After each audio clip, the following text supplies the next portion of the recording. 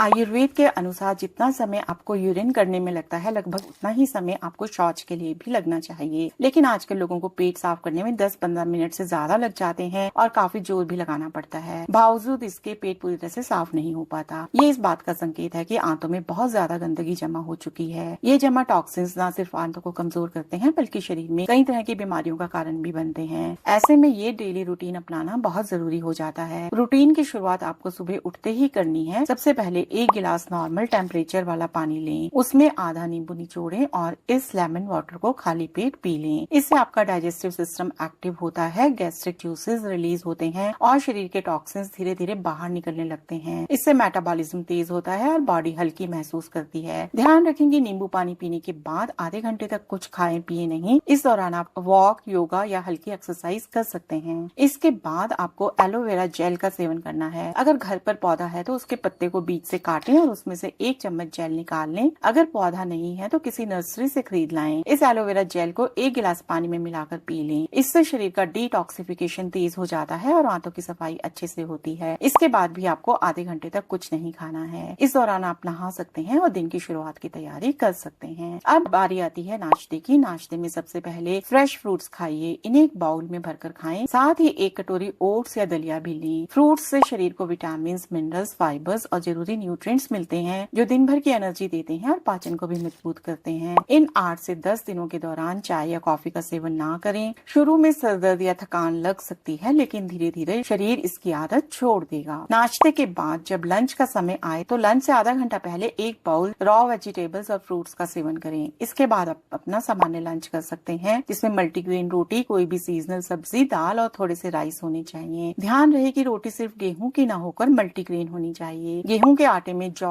बाजरा, रागी, चना जैसे अनाज मिलाकर आप अपनी आंतों के लिए एक हेल्दी रोटी बना सकते हैं। ये ग्रेन आंतों को साफ करने का काम करते हैं, कैलोरी कम होती है और फाइबर भरपूर होता है। शाम को दिन ढलने से पहले एक बार फिर कोई भी ताजा फल या वेजिटेबल खा सकते हैं। फिर जब डिनर का समय आए तो ध्यान रखें कि डिनर बहुत हल्का होना चाहिए और सूरज ढलते ही ले लेना चाहिए। डिनर में आप जो भी खाते हैं जैसे रोटी, उसकी मात्रा कम कर दें। जैसे कि अगर आप रोज 3 रोटी खाते हैं तो डिनर में 1.5 या 2 रोटी ही लें। जितना खाना हल्का होगा शरीर को उतना समय मिलेगा खुद को हील करने का, डिटॉक्स करने का और आंतों को ठीक करने का। अब बात आती है रात को सोने से ठीक पहले की। अगर आपको ये डर है कि जल्दी डिनर करने के बाद रात को भूख लग सकती है तो इसके लिए एक बहुत अच्छा उपाय है। रात को सोते समय 1 कप दूध लें और उसमें 1 टेबलस्पून इसबगोल भूसी मिलाकर पी लें। अगर आप चाहें तो स्वाद के लिए इसमें थोड़ी सी मिश्री भी डाल सकते हैं। इसबगोल का फाइबर पेट में जाकर फूलता है और मल को सॉफ्ट करता है। इससे पेट साफ होता है, कोलेस्ट्रॉल और ब्लड शुगर भी कंट्रोल में आता है और भूख भी नहीं लगती।